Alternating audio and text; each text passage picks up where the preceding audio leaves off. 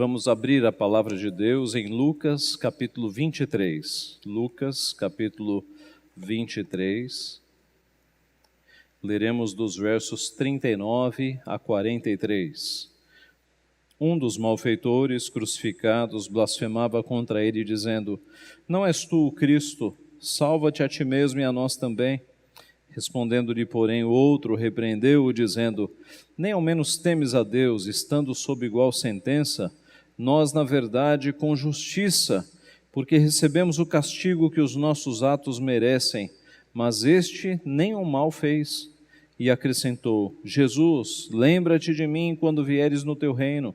Jesus lhe respondeu: Em verdade te digo que hoje estarás comigo no paraíso. Vamos orar.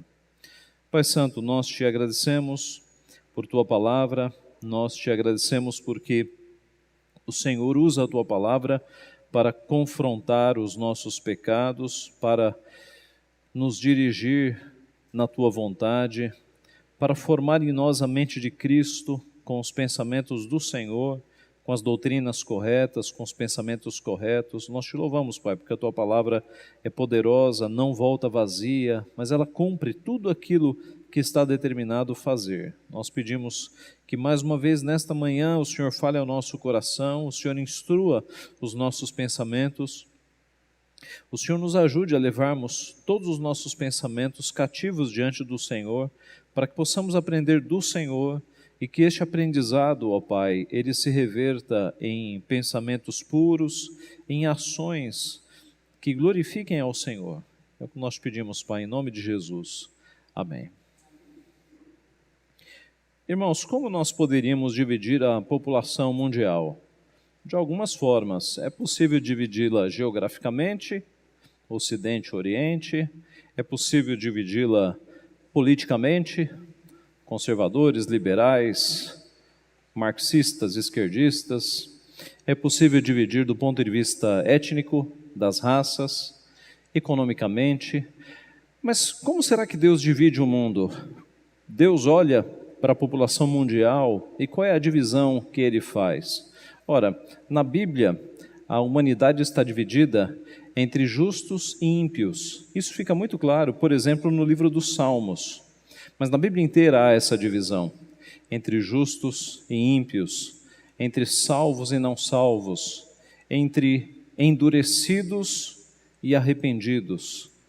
E nesse sentido, quando nós olhamos agora para o final do ministério de Jesus, quando ele está na cruz, nós temos exatamente esta fotografia.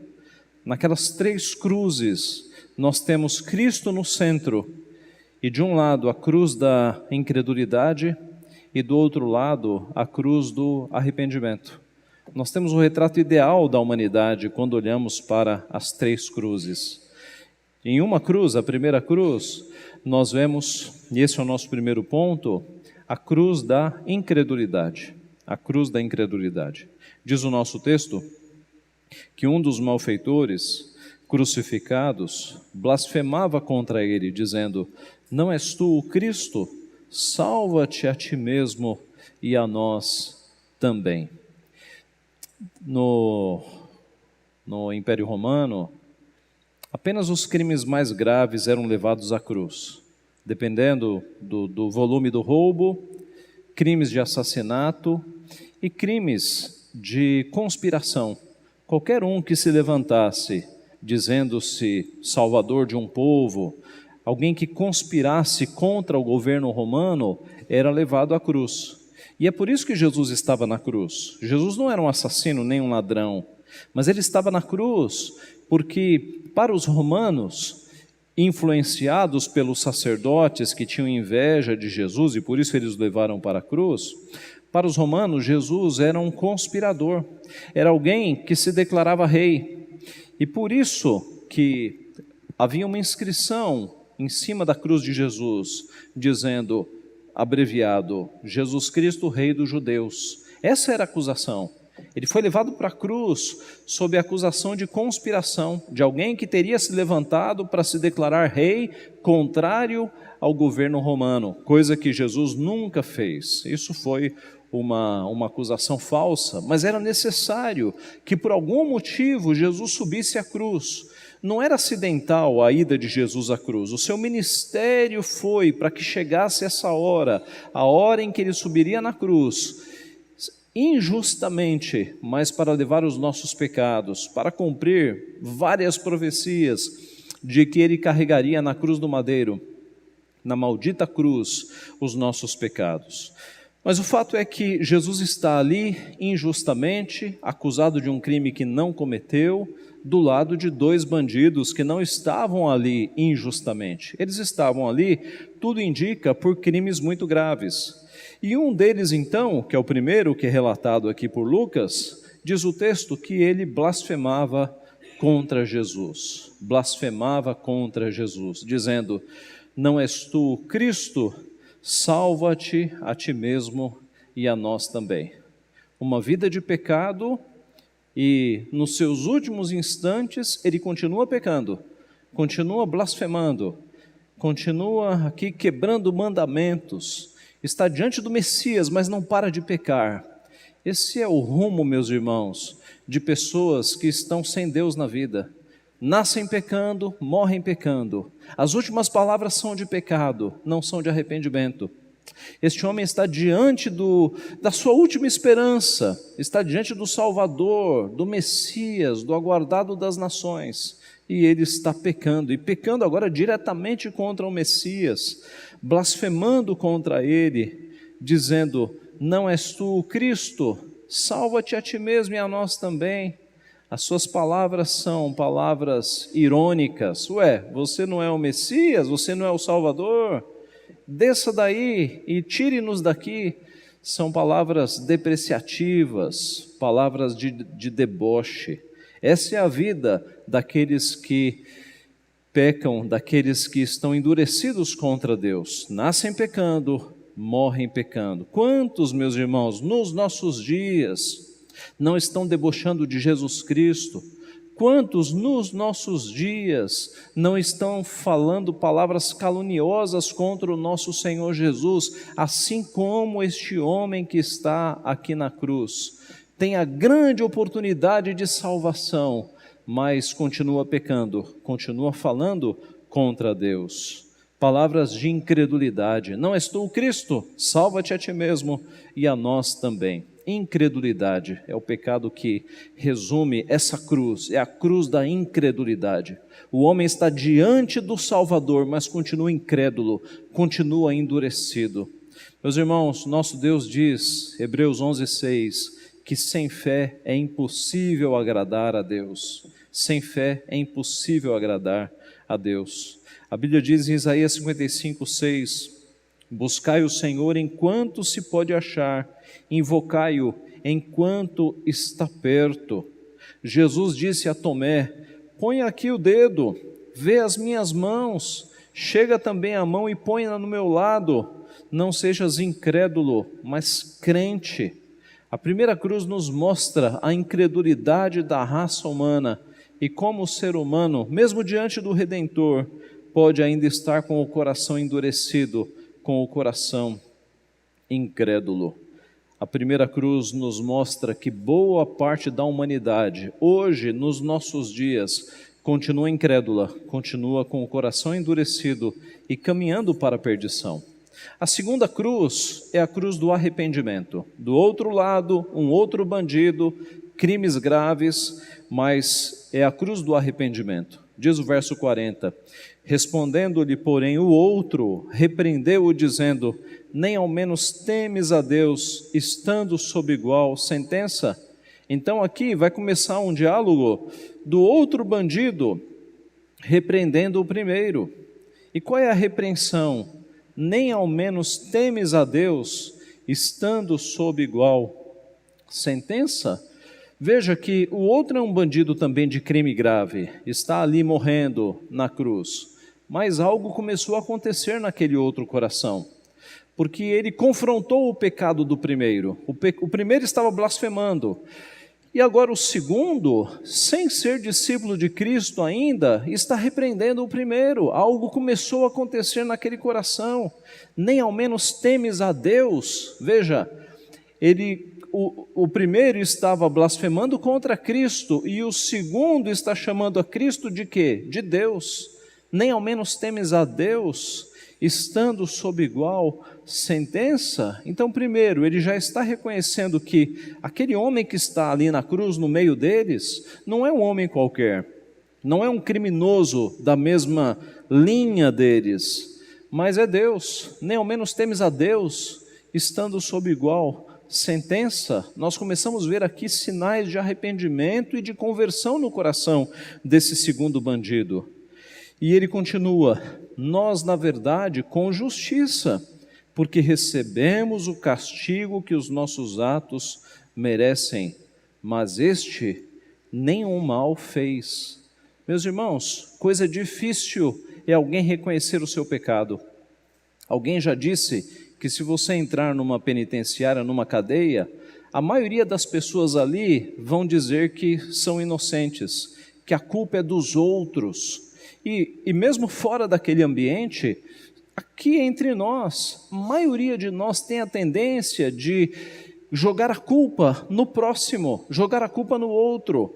Não, pastor, eu sou assim porque os meus pais me criaram desta forma. Eu sou assim porque o meu marido me provoca. Não, eu sou assim porque Deus não me deu condições. A nossa tendência é jogar a culpa para os lados, é a nossa grande tendência. Quando nós somos pegos, nós sempre achamos um culpado. E isso, meus irmãos, vem desde o Éden. Quando Adão e Eva foram pegos, eles jogaram a culpa para os lados. Adão jogou a culpa em Eva e Eva jogou a culpa na serpente.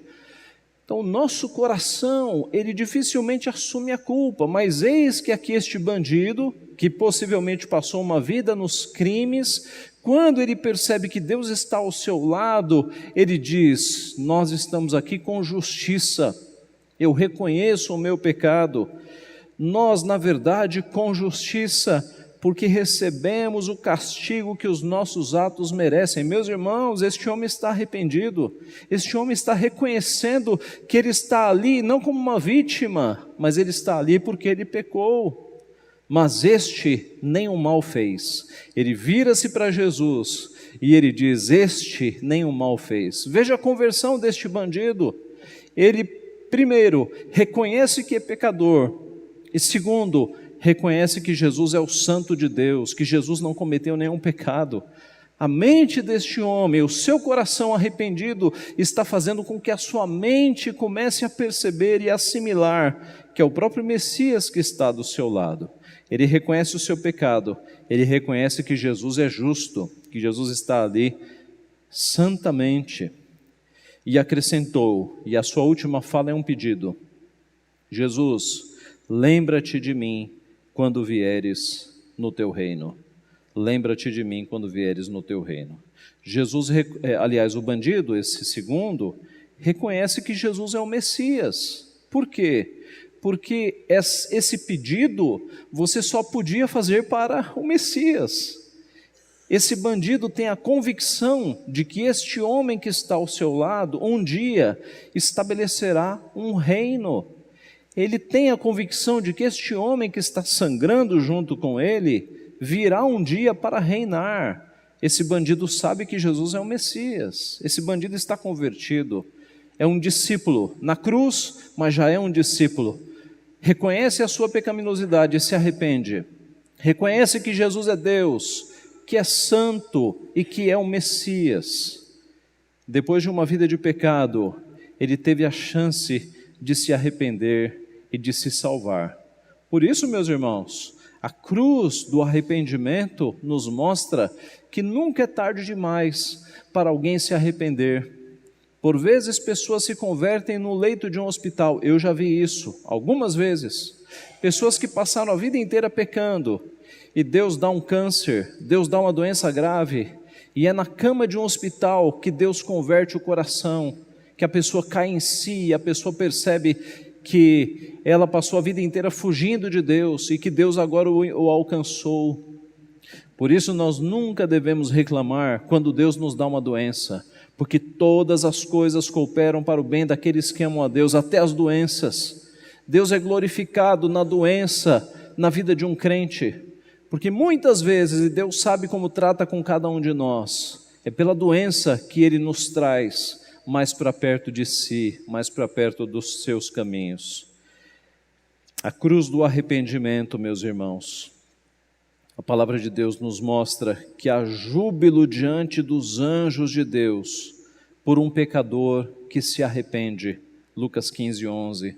O salmista disse: sacrifícios agradáveis a Deus são o espírito quebrantado, coração compungido e contrito, não o desprezarás, ó Deus. No Apocalipse, nosso Senhor Jesus diz: portanto arrepende-te, senão venho a ti sem demora, e contra eles pelejarei com a espada da minha boca. Apocalipse 2,16. Em Apocalipse 3,3, lembra-te, pois, do que tens recebido e ouvido, guarda-o e arrepende-te. Porquanto, se não vigiares, virei como ladrão, e não reconhecerás de modo algum a hora em que virei contra ti. E Apocalipse 3,19, eu repreendo e disciplino a quantos amo, sê pois zeloso e arrepende-te. A palavra de Deus para com o seu povo é sempre: arrependa-te, arrepende-te, arrepende dos teus pecados, porque senão eu venho e te disciplino. E é isso que Deus faz, meus irmãos. Quando nós estamos longe dos caminhos de Deus, nos afastando dos seus caminhos, Deus vem com a sua mão e pesa a sua mão, para que nós voltemos, para que nós nos arrependamos. Então nós temos que ter uma vida de arrependimento. O arrependimento não se dá apenas na nossa conversão, mas ele tem que se repetir a cada dia da nossa vida. Por quê? Porque nós pecamos todos os dias. E na medida em que nós pecamos, nós devemos nos voltar diante do Senhor, nos arrepender dos nossos pecados e pedir perdão para recomeçarmos. A segunda cruz é a cruz do arrependimento. A terceira e última cruz, a que está no meio, é a cruz da salvação. Neste trecho, Jesus só dá uma resposta, mas é uma resposta cheia de significado, cheia de conteúdo. No último versículo ele diz: Jesus lhe respondeu: em verdade te digo que hoje estarás comigo no paraíso. O pedido foi: lembra-te de mim quando vieres no teu reino. A resposta foi: em verdade te digo que hoje estarás comigo no paraíso. Meus irmãos, nesta cruz não está um homem qualquer, nesta cruz está o homem Deus, 100% Deus, 100% homem, verdadeiro Deus, verdadeiro homem. O reformador do passado, João Calvino, pastor, ele disse que era necessário que Jesus fosse homem para que ele morresse, para que ele levasse os nossos pecados na sua humanidade perfeita na cruz. Porque um espírito divino não morreria, era necessário que ele fosse carne e osso, homem, verdadeiro homem, para que ele morresse. Por outro lado, era necessário que ele fosse Deus, para que ele vencesse a morte. Porque um homem, um simples homem, nunca venceria a morte. Mas Jesus, sendo homem e sendo Deus, ele teve condições de vencer a morte, de ressuscitar no terceiro dia e vencer o último inimigo, como diz o apóstolo Paulo, 1 Coríntios 15, a morte. Onde está, ó morte, a tua vitória? Onde está, ó morte, o teu aguilhão? Cristo venceu a morte, o último inimigo a ser vencido, e abriu um caminho para a nossa ressurreição. Se o inimigo mortal entrou, destruindo a criação de Deus, a morte no início da humanidade, Jesus, como segundo Adão, destruiu a morte de uma vez para todas, abrindo o caminho para que o seu povo pudesse ressuscitar e viver com ele para todo sempre. Assim, meus irmãos, naquela cruz não está um homem sangrando, mas está o Deus homem, aquele que morre pelos nossos pecados e aquele que vence a morte por amor a nós. Naquela cruz, nós temos dois homens ao lado que fizeram o mal para o próximo. No meio, nós temos não alguém que fez o mal, mas alguém que praticou o amor durante toda a sua vida. Curou pessoas, ressuscitou mortos, salvou pessoas marginalizadas, deu a vida eterna. A cruz do centro não é a cruz do ódio, é a cruz do amor.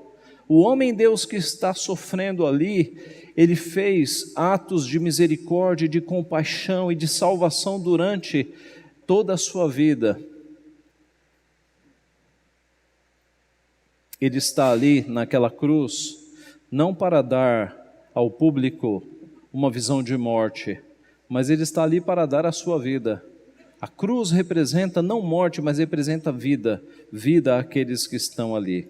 Jesus está ali no meio não como um derrotado, mas está ali como um vitorioso. Talvez aos olhos dos ateus, dos incrédulos, Jesus tenha perdido. Ele morreu, mas a sua vitória está em morrer naquela cruz, porque ali está a vitória do seu povo. Sem cruz não há salvação, sem sangue derramado não há remissão de pecados.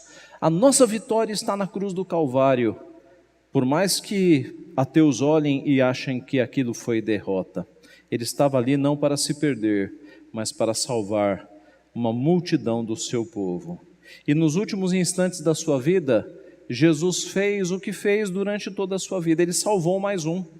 Se aqueles homens, ou se na primeira cruz você tem um homem que pecou a vida inteira e pecou até a morte, e na segunda cruz você tem um homem que pecou a vida inteira, mas nos seus últimos momentos ele se converteu, no centro você tem um homem que salvou durante a vida inteira e agora acaba de salvar mais um.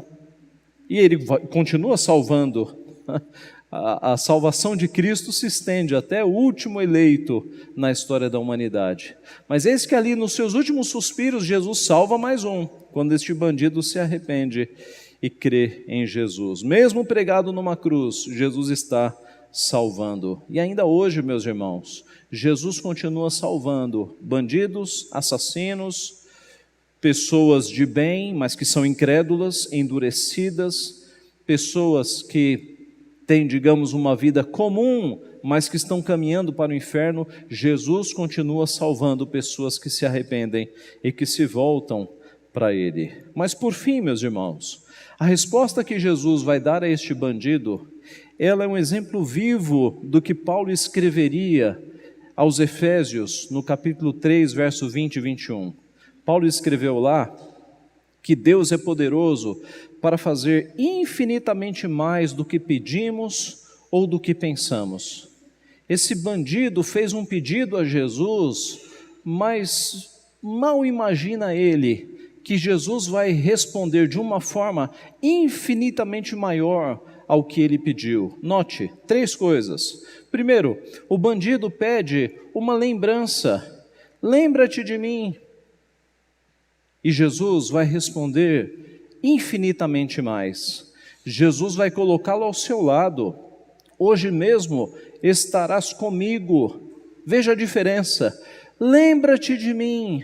Quando vieres no teu reino, lembra-te de mim. O que Jesus diz? Em verdade estarás comigo, estarás ao meu lado. O bandido pede uma lembrança. Cristo o coloca ao seu lado. Segundo, o bandido pede que ele se lembre num futuro hipotético. Lembra-te de mim quando vieres no teu reino. A linguagem aponta para um futuro distante. E a resposta de Jesus é: não, é hoje.